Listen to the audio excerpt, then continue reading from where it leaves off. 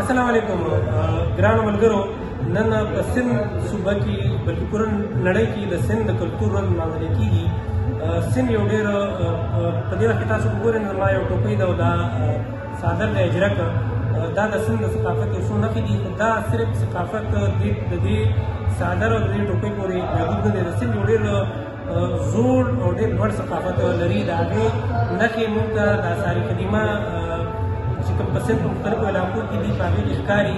موجودولو د دې یو مثال دی چې کوم یو زرګونو کالو زاړه آثار قدیمه وایي چې په هغه وخت کې چې کوم آبادي وه، نو په هغې کې د ماډرن او د جدید دور چې کوم اربن پلانینګ دی هغه موږ ته په هغه وخت کې په نظر راځي.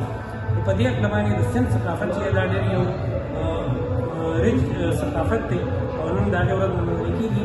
زما د طرفه د پوره پاکستانیانو وروڼو ته او خاص کر د سند کې چې کوم اوسېدونکي وروڼه دي هغوی ته د سند د کلتور ورځ مبارک شي. سند ثقافت دی مبارک.